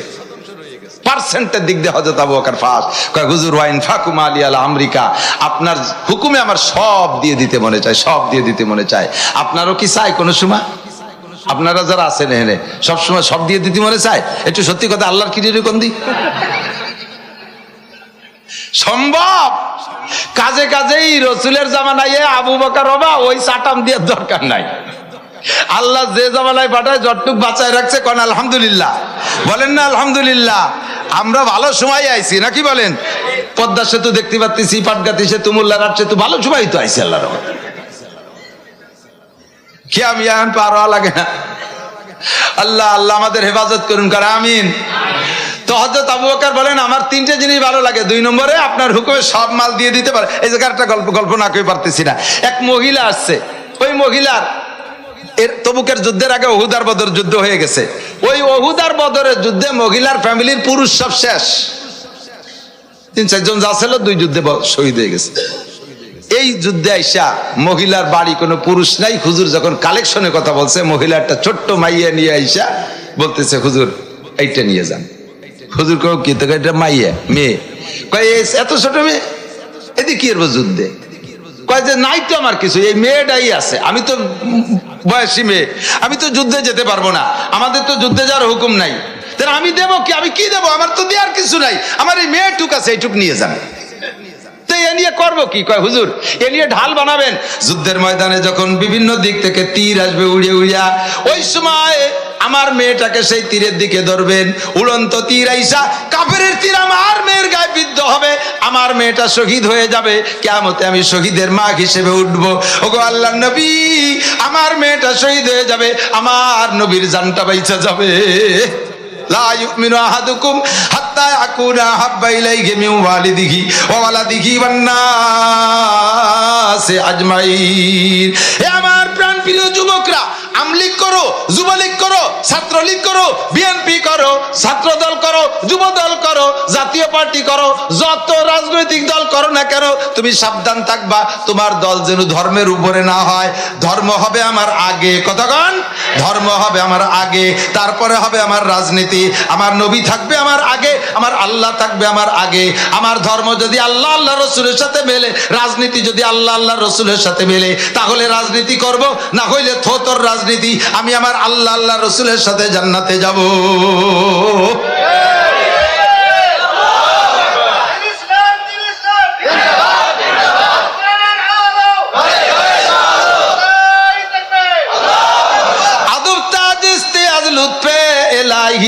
বেনে বরসার বেরো হার যাকে খাহি। আল্লাহ পাক বলেন, নেতার পিছনে গরু, তোমার নেতা সহ ডাকা হবে, নেতা তোমারে বলা হবে খারাপ হলি কেন? তুমি তখন জবাব দিবা, রব্বানা ইন্না তানা সাদাতানা ওয়া কুবারানা ফাআদাল্লুনা সাবিল। আল্লাহ ইন্না আমাদেরকে দুনিয়ায় নেতৃত্ব দিত, উন্ডা প্রলোভন দিয়ে আমাদেরকে নাচাইছে, তারা আজকে আমাদেরকে ধ্বংস করছে। আতিহিম দাফাইনা মিনাল আযাব। এই সব নেতারে ডবল শাস্তি দাও। কেন এই আরামের নষ্ট করছে? এবার নেতাকে বলবে, এই তোরা নষ্ট করছিস কেন? কয় যে আল্লাহ, ওকে কি চোখ কান নাক মুখ ছিল না? ওরা বিয়ে করছে সেদিন তো আমারে কই নেই, ওরা কে ব্যবসা করছে সেদিন তো আমারে কই নেই। কতটা নিজেরা করছে, আর এই রাজনীতিটা আমি কইছি তাই করছে। আমারটা না শুনে ওর ইচ্ছে মতো চললি পারতো, ওর দায়িত্ব আমার না, লজ্জাটা তার। নেতা বেড়ায় চলে যা ভালো লাগে বিএনপি করবেন, জাতীয় পার্টি ভালো লাগে করবেন, জামাত ভালো লাগে করবেন। আমি এই মুহূর্তে কোনো রাজনীতির পরামর্শ কেউকে দেই না, কিন্তু আমি একটা কথাই বলি, কোন দল করতে যাইয়া উলামায়ে কেরামের সাথে বেয়াদবি করা যাবে না, মুরব্বীদের সাথে বেয়াদবি করা যাবে না, ধর্মের সাথে দ্রোহিতা করা যাবে না, ধর্মের সাথে ধর্ম উপেক্ষা করে সামনে যাওয়া যাবে ঠিক কিনা? আমার জান আমার মাল কুলিন্না সালাতি ওয়া নুসুকি ওয়া মাহইয়ায়া ওয়া মামাতি লিল্লাহি রাব্বিল আলামিন। আমার জান আমার মাল আমার জীবন আমার মরণ, যুবক বলো তো কার জন্য? একটু জোরে কও, কার জন্য? প্রশ্ন সত্য কথা বলেছো? যদি তাই হয়ে থাকে তাহলে তোমার জান তোমার মাল তুমি রক্ষা করে চলবা। সাবধান। আমার হুজুর বলতেন, হযরত মোল্লা আকিল আলী সাহেব হুজুর রাহমাতুল্লাহ আলাইহি, ছোট ছোট সুটকির ভিতরে দারুণ দারুণ নসিহত দিতেন। হুজুর বলতেন, মিয়া যা করো না করো একটা জিনিস খেয়াল রাখবা, এই যে আমাদের দেশে আগে ডেকি ছাটা ধান বানতো না, ডেকিতে ধান বানতো, এখন তো সবই মেশিন হয়ে গেছে মাশাআল্লাহ। আর 10 বছর 20 বছর পর পোলাপান ডেকি চেনবে না ইনশাআল্লাহ। তো ওই ডেকিতে ধান বানতে গেলে দেখা যাইতো, লক্ষ্য করতেছেন, ওর মধ্যে দুইজনের কাজ। কয়জনের? একজনে ঢেকিরে ফারায়, তারে কয় ঢেকিরে লাইতে হই, ওরে কয় ফারানো। ওর এক কাজ, ও শুধু ফারাবেই, অবিরাম ফারায় যাচ্ছে। জি, আর একজন 2 নম্বর জন আইলিয়ে দেয়, আইলিয়ে তো কয় নাকি, আইলিয়ে পরিচর্যারে আইলিয়ে দিয়া কয় আমাকে আঞ্চলিক ভাষায়। ফারানুওয়ালার এক কাজ ফারায় যাচ্ছে, ওর কোনো বুদ্ধি বিবেক ব্রেন টেরেন না হলেও অসুবিধে নাই, খালি গায়ে বল থাকলিয়া, হাঁটুতি বল থাকলিয়া। আর আইলিয়ে দিয়ে আলা বড় ট্যালেন্ট, উনি 5 কাম করতেছে ওই জায়গা বসে, 5 কাম। তবলিগে কয় কাম, মহল্লায় কয় কাম, 5 কাম। আইলিয়ে দিয়া আলারও 5 কাম। 1 নম্বর কাম আইলিয়ে দিয়া। আইলিয়ে দেওয়ার মধ্যে আবার 3-4 প্রকারের কাজ আছে। ওর মধ্যে দানের ক্যাটাগরি আছে, ফাল্টা, শাইলিয়ে, কাড়া, কিছু জাড়িয়ে দিতে হবে, কিছু ওই সবটা করতে। ওর মধ্যে ফার তো চলতেই আছে, ফারে বিরাম নাই, অথচ ওর মধ্যে নোটের মধ্যে হাত ঝুঁকোই দিন, উল্টোইয়ে দিয়ে হাত ফিরে নিয়ে চলে যাচ্ছে দ্বিতীয় ফার আসার আগে, ঠিক না? খুব সতর্ক। 1 নম্বর কাজ আলিয়ে দিয়া। 2 নম্বর ওই মহিলা বসে বসে ওই আলিয়ে দেওয়ার ভিতরে বগলের তল দিয়ে মাইয়েরটা দুধ খায়, তার মাথা বড়ি দিয়ে দুধ খাওয়াচ্ছে। 3 নম্বর উঠোনে ধান নাড়ছে, তা আসে খাইয়ে যায় নাকি বলে কুনসির কুটায় দেশে আসো তারা সই বসা বেটি, আলিয়ে দেয়া মহিলা, 3 কাম। 4 নম্বরে বেড়া কেতে কয় জ্বলাইছে, তাকে সাথে আবার সেই দরবার হচ্ছে ওই বসে বসে, এই 4 কাম। 5 নম্বরে ওনার আবার ডুক্কা খাওয়ার সবার, তা আবার সাজাইয়ে মাঝে মাঝে এক টান দিচ্ছে। এইভাবে জীবন ভরি করিয়েই যায়। কয় চলতে থাকবে, এই 5 কামই চলবে, কোনো সমস্যা নেই। কতদিন চলবে? যতদিন আতে ফার না লাগবে। কতক্ষণ আতে ফার না লাগবে। যদি উক্কায় সুকটান দিতি যে নোটের তে হাত বাইরতি মনে না থাকে, আতের মাথা ফারাই একের দুড়া সাপের মাথা শেষার মতো সেচি ফেলা দেবে। তাহলে আতে যদি ভার লাগে আর কি আইলে দেওয়া হবে? হুক্কা খাওয়া হবে, মাইয়েরা দুধ খাওয়ানো হবে, বেড়াকের গল্প হবে না, হাসতালার হবে না, সব মেসাকার হয়ে যাবে, ঠিক কিনা? সেম বান্দা, তুমি যা করো করো, আমলিগ করো করো, বিএনপি করো করো, জামাত করো করো, ব্যবসা বাণিজ্য করো, চাকরি বাকরি করো, খেত খামার করো, তুমি যা করো করো, সব কিছুর ভিতরে খেয়াল রাখবা তোমার ইমানের হাতে যেন ভার না লাগে, ইসলামের হাতে যেন ভার না লাগে। ইমান ইসলামের হাতে ভার লাগলে তোর সব মেসাকার হয়ে যাবে, কিচ্ছু থাকবে না। আখলিস দীনাকা ইয়াকফিকাল আমালুল কলিল, তোমার ইমানকে খাঁটি করো, অল্প আমলি নাজাতের জন্য যথেষ্ট হইবে। ইমানটা ফ্রেশ রাখো, ইমানটা খাঁটি করো, অল্প আমলি নাজাতের জন্য যথেষ্ট হইয়া যাইবে। কথাক্ষণ ঠিক না? আমরা কোনো প্রভাবে ইমানে মাইর খাইতে রাজি না। আমার সোনারক্ষী যুবকরা, তোমরা কিন্তু মাঝে মাঝে ধরা পড়ে যাচ্ছ। ফিতনা আসতেছে চতুর্মুখী। বর্তমানে নিউ ফিতনা একটা আছে, হিজবুত তাওহীদ, শুনছেন না নাম? এর বর্তমানে মুরব্বীর নাম হলো সেলিম। সেলিমের সাথে আর একটা উপাধি আদাব হতে, মানে পুরো নামাজ বইরে ছড়াই গেছে মুসল্লি, সুরকিরাত কিচ্ছু জানে না, বোমবাস্টিং, ধোঁকা দিয়া ইসলামের নামে এগুলো একটা দাজ্জালি ফিতনা। নবী বলেন আমার মূল দাজ্জাল আসার আগে সালাসুনা কাযযাবুনা, সালাসুনা দাজ্জালুনা কাযযাবুন, 30 জন দাজ্জাল আসবে, মিথ্যাবাদী, ধোঁকাবাজ, চেলা দাজ্জাল। এগুলো সব চেলা দাজ্জাল। গোলাম আহমদ কাদিয়ানি আমার নবীর এগেইনস্টে নবুয়তি দাবি করে, ওটা একটা দাজ্জালি ফিতনা। এই হিজবুত তাওহীদ একটা দাজ্জালি ফিতনা। এইরকম যারা আমাদের ইমানের পর আক্রমণ করে, ইসলামকে রদবদল করতে চায়, তারা সম্পূর্ণ দাজ্জালি ফিতনা। ধরা খাইও না শোনা, পয়সা খাইয়া তাদের কাছে ইমান বিক্রি করো না। মা বোনদেরকে সতর্ক করো, সুন্দর কৌশল করে এমন সুন্দর সুন্দর বই লাগছে যে বই পড়তে বাধ্য, যে বই উপন্যাসের মতো একটা লাইনের সাথে আর একটা লাইনের খুব আকর্ষণ, উপন্যাস পড়তে এই জন্য মজা লাগে, একটার সাথে একটা টেনে নিয়ে যায়, এই লাইনের পরে দেখি কি, এই লাইনের পরে দেখি কি, উপন্যাস কায়দায় লাগছে এত সুন্দর করে যা পড়াই লাগবে। এই বই কেউ পড়বা না, দেখবাও না, দেখি কি এ বলেও দেখবা না, দেখি কি আছে ওর ভিতরে তাও দেখবা না, ইমান শেষ করে ফেলাই দেবে। কতক্ষণ আকলিস দীনাকা ইয়াকফিকাল আমালুল কলিল। সিদ্দিক আকবর আবু বকর বলেন, আপনার হুজুর আমার দুনিয়ায় তিনটে জিনিস ভালো লাগে। এক নম্বরে আর নাজরুল আওয়াজহিকা, আপনার চেহারা দেখতে ভালো লাগে। দুই নম্বরে ইনফাকু মালি আলা আমরিকা, আপনার হুকুমে সৎ মাল খরচ করতে ভালো লাগে। তিন নম্বরে আইয়াকুনা বিনতি ফি বাইতিক। হুজুরের ওই সময় স্ত্রী ছিল না, খাদিজা মারা গেছে, আর কোনো বিয়ে করেন নাই। হুজুরের এই হালাত দেখা বলতেছে, আইয়াকুনা বিনতি ফি বাইতিক, আমার একটা মেয়ে যদি আপনার সাথে বিয়ে দিয়ে আপনার ঘরটা শূন্য স্থান পূর্ণ করতে পারতাম, আমার দিলটা ঠান্ডা হয়ে যেত। আয়েশার বয়স মাত্র 6 বছর, নবীর বয়স 50 ঊর্ধ্বে, প্রায় 52-53 হতে যাচ্ছে। এই সময় 6 বছরিয়া মেয়ে কি বিয়ে দেওয়া যায় নাকি? আবু বকর বলছেন, পরের রাত্রে নবী স্বপ্নে দেখতেছেন, বুখারী শরীফের হাদিসের মধ্যে আসছে। সিদ্দিকা আয়েশা বলেন, নবী পাকের যত স্ত্রী আছে তাদের ভিতরে আমার একটু ফজিলাত, আমি আমার একটা ক্রেডিট আছে, সেটা হলো আমার বিবাহের প্রস্তাব নবী পাককে স্বয়ং আল্লাহ তাআলা নিজেই দিয়েছেন, জিব্রাইলকে রায়বার বানাইয়া। আমার বিয়ের ঘটক জিব্রাইল রাতের বেলা একটা ছবি করে আনছে সিদ্দিকা আয়েশা, নবীকে স্বপ্নে দেখাচ্ছেন। আর নবীর স্বপ্ন সম্পূর্ণ ওহী, আগে বিশ্বাস করতে হবে নবীর স্বপ্ন ওহী। আতারিফু ইয়া রাসূলুল্লাহ মান হাযিহি, হুজুর মেয়েটারে চেনেন? হুজুর বললেন, সাতাকুনু বিনতে আবি বকরিন আয়েশা, আবু বকরের মেয়ে আয়েশা নাকি? কলা সাদাকতা, জি হুজুর জি। আর বাড়ে নাই, পরপর 3 রাত দেখানোর পরে তৃতীয় রাত্রে বলতেছেন, হুজুর মেয়েটাকে পছন্দ হয়?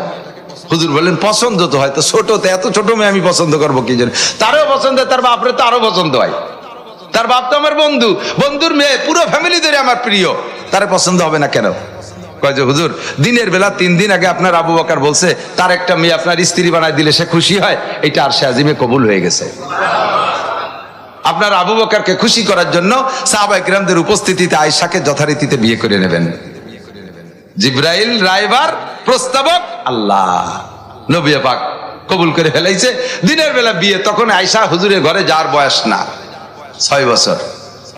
মদিনায় যাওয়ার পরে 9 বছর যখন হয়েছে বয়স, হিজরতের 1 বছর আগে বিয়ে, মদিনায় যাওয়ার 2 বছর পরে, মোট 9 বছর হয়েছে। সেই সময় আল্লাহ তাআলা কুদরতি ক্ষমতা বলে আয়েশাকে নবী পাকের স্ত্রীর শূন্যতা পূর্ণ করতে, আর কোনো বিয়ে করেন নাই। এই টাইমে ওই 3টা বছর হুজুর বিরতি রয়েছেন, এই শূন্য স্থান পূর্ণ করার জন্য সিদ্দিকা আয়েশাকে আল্লাহ তাআলা 3 বছরে 9 বছর বয়স হইতে হইতে এমন সুঠাম বডির অধিকারী করে দিয়েছেন যে 16-17 বছরের যুবতী মেয়েদের মতো বডি হয়ে গেছে। ভারতের পিরিয়া কি কয়, কি যেন, নূপুর শর্মা। এই নূপুর শর্মা, কুপুর শর্মা কত বড় খবিস। ও কয় যে মুহাম্মদ চরিত্রহীন ছিল, 9 বছরের একটা মেয়েকে এইভাবে তাকে নিয়ে ঘর সংসার করিয়া তার উপরে জুলুম করছে, অত্যাচার করছে। গাদি তুই বুঝিস 9 বছর, এটা কয় বছরে বানাই দিতে পারে? এ পারে আমার আল্লাহ পারে, আল্লাহ তাই পারে দিছে। নবী পাককে আল্লাহ তাআলা উপযুক্ত একটা স্ত্রী, নবী চানও নাই, বলেনও নাই। আয়েশা রাদিয়াল্লাহু আনহার আম্মা জান, উনি সাথে করে বেলা 11টার দিক এক করে গুছাই নিয়ে বাসায় নিয়ে কয়, হুজুর এই যে আপনার স্ত্রী আয়েশা।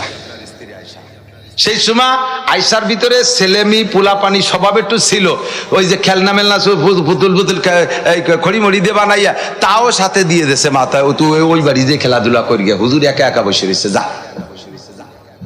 আল্লাহু আকবার। তো দাবি করছে, আমার একটা মেয়ে যদি আপনার স্ত্রী বানাই দিতে পারতাম, আল্লাহ তাআলা তা কবুল করে ফেলাইছে। বোঝেন জামানাটা কেমন জামানা, নগদ জামানা। ওই জামানায় ইবাদত করা অত্যন্ত সহজ ছিল আল্লাহ তাআলা এই জন্যে।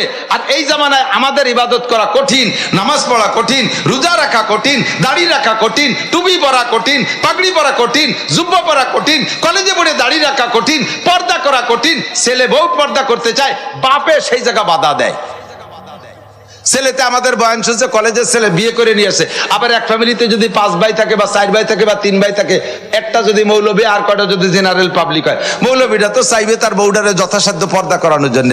এখন বাকি ছোট ভাই একটা আছে, সে তো তার বাবির সাথে একটু দেখা করবে, বাবির সাথে দেখা করতে দেই নেই বড় ভাই মৌলবী ভাই, এই কাজ যাই কান্দে কেটে পড়ছে। আব্বা বলো আমার একটা ভাবি তাই একটু দেখতে দিল না। আব্বা মা আত্মা কালাই গেছে, মৌলবী তোর মৌলবীগিরি নিয়ে সর। আমার ছোট ছেলের নান্টু, সে যদি তার ভাবিরের দেখতে না তো হুজুরগিরি বাদ দে। এই হুজুর ডারে গেটি দিয়ে 1000-এর উপরে আমার কাছে দলিল আছে, আমি মুখস্থ বানায় গল্প করছি না। জেনারেল যুবক মাদ্রাসায় পড়ে নাই, স্কুল কলেজে পড়ছে, কিন্তু আমাদের বয়ান শুনছে, তবলিগের সময় লাগাইছে, হক্কানি পীরের কাছে বায়াত হইছে, এইটা বিয়ে করছে, সে পর্দা করতে চায়, বাড়ি মা বাপে করতে দেয় না। দেওয়ারের সাথে বাবিরে দিয়ে দুধ ভাত খাটি বসাই দেবে। হ্যাঁ, কাইসা সুন্নতে একটা জারি হচ্ছে, চিনতে পারে। বিয়ে করে আসার পরে বাবির সাথে দুধ ভাত খাবে কে? ছোট দেওর, ছোট ছোট একেবারে ছোট নাবালেক, 18-20 বছর বয়স নাবালেক ছোট, এর দিয়ে দুধ ভাত খাতি বসাই দিয়েছে, আর ওই দুধের দিয়ে মালাই দিয়ে ফেসাই দিয়েছে। আসলে দুধ ভাত খাবে স্বামী স্ত্রী। তারে যে বিয়ে আনছে তারে কয় তুই তোর বাদ্য ঘুরিয়ে গে যা, তুই একটু ওই মাধ্যমে ফাটাই দিয়েছে, যা বাদ্য ঘুরিয়ে গে কুলুর বলদ। ও বাদ্য মুখুচুরি ঘুরে বেড়াচ্ছে, আর ওর বোর সাথে আর একজনের দুধ ভাত খাচ্ছে। এই মুরব্বীরাই করায়। বিয়ে করে আনার পরে পালকির থেকে নামায়, এখন তো পালকি নাই, গাড়িতে নামাবে কে? সুন্দর করে বলে দিচ্ছে ছেলের বাপ জামাই রে, বলতেছে এই যাও মেসে জামাই যাও, মেসো জামাই যাও, তুমি বউকে কোলে করে নিয়ে আসো। নিজে আইডিয়া কোলে নিয়ে উদ্বোধন করে দিচ্ছে। হ্যাঁ, আছে না নাই? সুবা খসায় ফেলাই দেবে, স্যান্ডেলের বাড়ি তো কাউ নাই। আল্লাহ হেফাজত করুক, আমিন। এই সময় পর্দা করা কত কঠিন। পুরো ফ্যামিলি আলেম না হইলে 100% পর্দা করা বড় কঠিন। আমার ছেলে একটা বিয়ে দিছি, আমার অন্যান্য ছেলেরা তারাও বড় হয়েছে। একটা ছেলে আমার এই যে বউটা পুত্রবধূটা, একটা ছেলে বিয়ে দিয়ে আনছি, তারা তার ভাবিরে দেখে নাই, 2 বছর হয়ে গেল। মৌলানারা সব কয় ভাই আলেম, এক ভাই আর একবার বউ দেখে নাই। আমরা সব কয় ভাই আলেম, এক ভাই আর একবার বউ দেখি না। আমাদের পর্দা করা সহজ। আপনারা যারা জেনারেল পাবলিক, আপনাদের ফ্যামিলিতে এরকম পর্দা করলে আমাদের মৌলবী ফ্যামিলি চাইতে 100 গুণ বেশি নাকি পাবেন, কারণ আপনারা আছেন মহাবিপদের ভিতরে, ঠিক না? তো তাই যে কথা বলতে চাইছি, অনুকূল পরিবেশে ইবাদত করার চাইতে প্রতিকূল পরিবেশে ইবাদত করলে বেশি নাকি হয়। আজকে যদি আবহাওয়া ভালো থাকতো, আর পরিষ্কার আকাশ থাকতো, মাঠ শুকনো থাকতো, ফ্লোরে বসতে পারতেন। আল্লাহর রহমতে বতরের প্রথম মাহফিল তো, আর উলামা পরিষদের মাহফিল, এই মাঠে লোক ধরতো না। প্রতিকূল পরিবেশ উপেক্ষা করে আজকে আসছেন, অনুকূল পরিবেশে মাহফিল শুনলে যে নেকি পাইতেন। আমি আল্লাহর কাছে দাবি করি, দোয়া করি, দরখাস্ত করি, আল্লাহ আজকের শ্রোতা সকলকে তুমি ওই পরিবেশের চাইতে আজকের পরিবেশের কারণে 100 গুণ বেশি নেকি দিতে হবে। আল্লাহ আমাদের সবাইরে নসিব করে বলেন আমিন, সবাইকে নসিব করে বলেন আমিন। ইযা ওয়াকাতিল ওয়াকিয়া, এই দুনিয়ায় এখন আছেন, একদিন থাকবে না। সত্যি না মিথ্যা? কিয়ামত হবে, কিয়ামত হবে। মিথ্যে কথা হবে সত্যি। আল্লাহর কিরিয়া দেওয়া যায়? ওভার 1 কোটি বার কিরিয়ে দেব, আল্লাহর কসম কিয়ামত হবে, হবে, হবে। লাইসা লিওয়াকাতিহা কাযিবা, তুমি স্বীকার করো না কেন? আমার আল্লাহ কুরআনে কারীমের মধ্যে বলেছে, ও ঘটনা ঘটার মধ্যে কোনো সন্দেহ একটুও মিথ্যে না। লাইসা লিওয়াকাতিহা কাযিবা। ওদিন কি হবে? জমিন ফেটে টাস টাস করে কোথা থেকে কোথায় হারিয়ে যাবে, আসমান ভেঙে হুলমুল করে পড়বে। ইযাস সামাউন ফাতারাত ওয়া ইযাল কাওয়াকিবু ইনতাতারাত ওয়া ইযাল বিহারু ফুজ্জিরাত ওয়া ইযাল কুবুরু বুসিরাত ইযা যুলজিলাতিল আরদু জিলজালাহা ওয়া আখরাজাতিল আরদু আতকালাহা ওয়া ক্বালাল ইনসানু মা লাহা। ও দোস্ত, বহুত আয়াত আছে কিয়ামত কিভাবে হবে, তার বিশাল বিশাল বিশ্লেষণ আছে কোরআন শরীফের ভিতরে। এই ঘটনার মধ্যে কোনো সন্দেহ। তবে আসবে কবে? এই কিয়ামত 2 প্রকার। কয় প্রকার? মুখস্থ করেন। কিয়ামত কয় প্রকার? একটা হলো প্রাইভেট কিয়ামত, আর একটা হলো ইন্টারন্যাশনাল কিয়ামত। একটা হলো পার্সোনাল ব্যক্তিগত কিয়ামত, আর একটা হলো আন্তর্জাতিক কিয়ামত। ব্যক্তিগত কিয়ামত হলো আল্লাহ নবী বলেন, মাম্মা তাকাদ কিয়ামত কিয়ামতুহু, যে যেদিন মারা গেল ওই দিন তার কিয়ামত হয়ে গেল। আপনি এখন মারা যাবেন, আপনার প্রথম কিয়ামত হয়ে গেছে। দ্বিতীয় ফুকে ইসরাফিল আলাইহিস সালামের দ্বিতীয় সিংহার ফুকে আমরা সেদিন উঠবো। এখন এই যে প্রথম কিয়ামত, যার যার যেদিন যার মৃত্যু হবে সেদিন তার কিয়ামত, এটারও ডেট নির্দিষ্ট না, আর ওই মূল কিয়ামতের ডেটও নির্দিষ্ট না। কতক্ষণ? তাও পাইলাম কোরআন শরীফে আল্লাহ পাক বলেন, ইন্নাল্লাহা ইনদাহু ইলমুস সাআ, দুইটা কিয়ামতের তারিখ কে জানে? একটু বলেন কে জানে? আল্লাহ জানে। ব্যক্তিগত কিয়ামত কে কবে মারা যাব জানি? আমা তাদরি নাফসুম বিআইয়ার দিন তামুত, কে কোন জায়গা মারা যাবেন কেউ কইতে পারবে না, কিছু বলার কায়দা নাই, ঠিক কি না? আর ওই কিয়ামত কবে হবে তাও জানি না আল্লাহ। তবে আমার ব্যক্তিগত কিয়ামত যে কোনো সময় হতে পারে বিদায় আমাকে 24 ঘন্টা প্রস্তুত থাকতে হবে। ঠিক তো ঠিক, একটু মনের থেকে রেডি হন। 24 ঘন্টা রেডি থাকা যাবে না ইনশাআল্লাহ? এর জন্য আমি সহজ আমল শিখিয়ে দেই। আরে ভাই, কখন মরবো জানি না, কি পরিমাণ নেকি নিয়ে মরবো তাও জানি না। সংক্ষেপে মরণের সময় আসল যে জিনিস লাগবে সেটা হলো পিওর তওবা, হুশ থাকতে পিওর তওবা, সমস্ত গুনাহ থেকে তওবা। আর মরণের সময় জবানে কলেমা তয়বা লা ইলাহা ইল্লাল্লাহ। এই জন্য হাঁটতে চলতে খেয়াল করতেছেন না, কব না এই ছাড়ি দেন, এই কয় বুড়ো এতক্ষণ বসে রয়েছে, আমি হলি তো ওর আরো আগে চলে যেতাম। বোঝেন না কি জন্যে? হ্যাঁ, ঠান্ডার মধ্যে পেশাব আইছে। আবার চলে আইছেন শেষের দোয়ায় ইনশাআল্লাহ।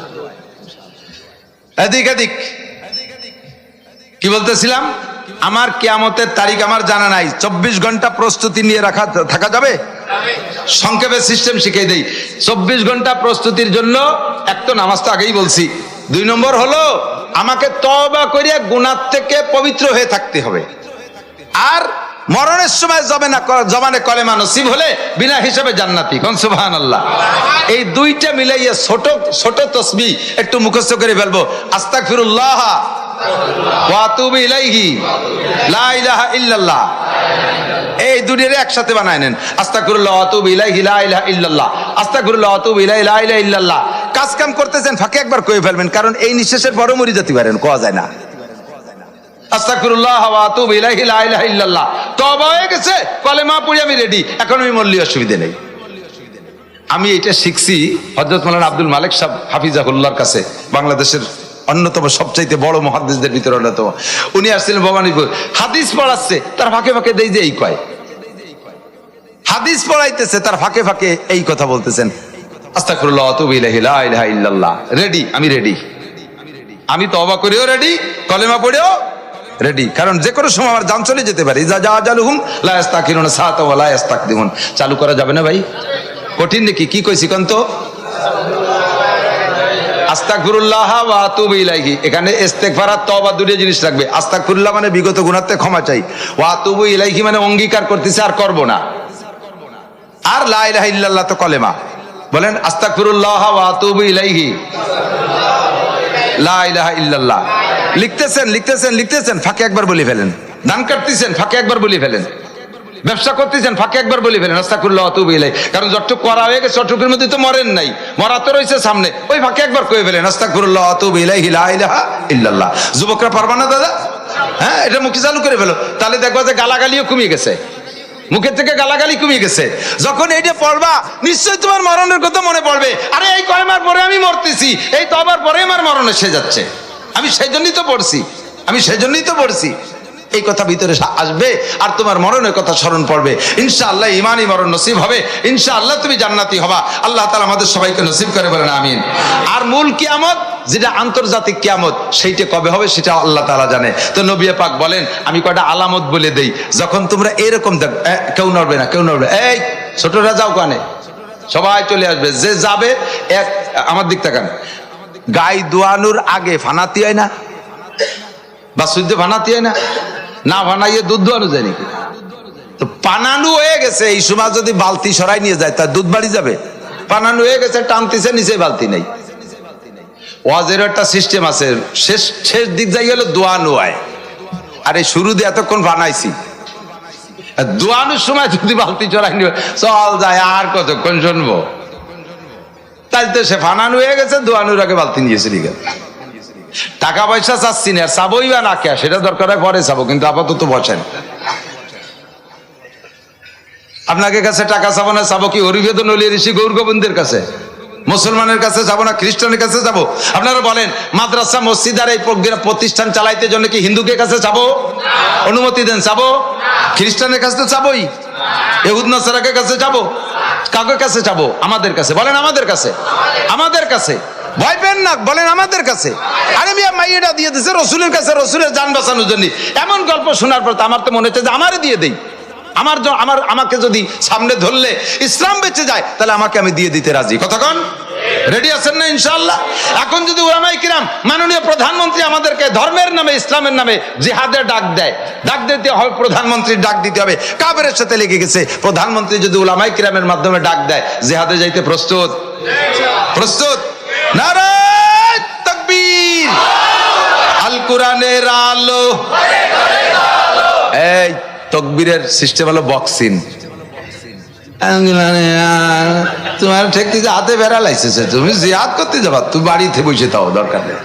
আল কোরআনের আলো, আল হাদিসের আলো, কোরআন সুন্নাহ যেখানে, আল্লাহ রাসূল যেখানে, উলামা কল্যাণ পরিষদ যেখানে, আলেম উলামা যেখানে, আলেম নাই যেখানে, নারায়ে তাকবীর। জাযাকুমুল্লাহু আহসানাল জাযা। প্রস্তুত তো? এখন প্রয়োজন আসছে না তাই যাচ্ছি না, কিন্তু রেডি। বাস আপনারা সবাই মুজাহিদ।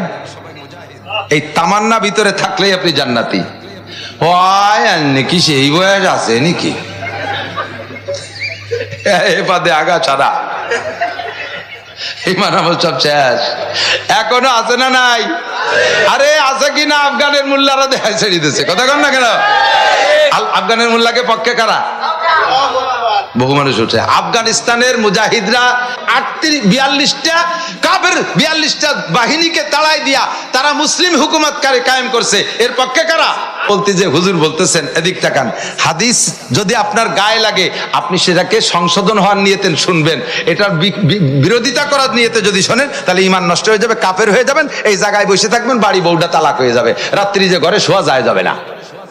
এই জন্য ইমানটাকে আগে ঠিক রাখবেন। হুজুর বলেন 4টি কারণ যখন দেখবা উম্মতে যখন 3টি অন্যায় করবে, তখন 4টি গজব আসবে।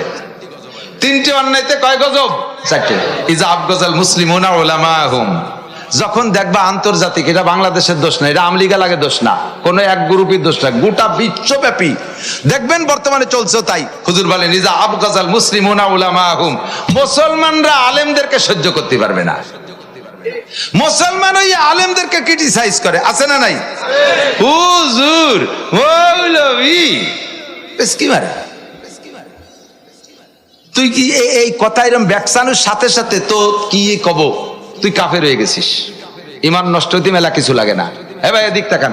এই যে পোলাপানে এই কেনে না, কি কয়, রাবারের বল কেনে না, বেলুন বেলুন বেলুন, এই গোল গোল বেলুন। একটা বেলুনের ওর একটা ধারণ ক্ষমতা আছে, এত পরিমাণ হাওয়া গ্রহণ করতে পারে। ওই পরিমাণ দিলে সে পুরো ফোলে।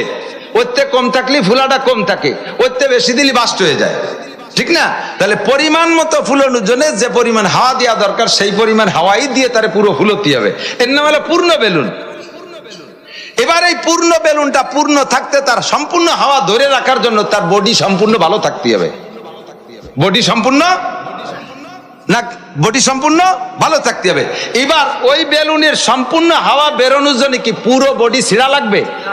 সুই দিয়ে এক কোনা ফুটোইরে দিলি ফুস করে বারে চলে যাবে, ঠিক না? এই পুরো বেলুনটারে পুরো রাখতে হাওয়া সবটুক লাগবে, বডি সব ভালো লাগবে, কিন্তু হাওয়া সব বের করতে পুরো বডি ছিঁড়া লাগবে না, এক কোনায় ছোট্ট একটু ফুটোইরে দিলি শেষ। সেম আপনার ইমানকে কমপ্লিট রাখতে, ইমানের বেলুনটা ফুলে রাখতে ওয়াল স্কয়ার সব দিক পরিপূর্ণ লাগবে। তবে ইমানের পাম, ইমানের হাওয়া বেরোয় যাওয়ার জন্য একটু ফুটোই যথেষ্ট। কি ডাক হইছে এই লাগবে, কি ডাক হইছে অতনে কি লাগবে, তোর পর্দা ওরার দিন আছে নাকি? এত বাইসে খুঁটিয়ে খাতি গেলিবার তাই হুজুরকে কটা দিয়ে যাক, এই যে বেলুন ফুটো হয়ে গেছে।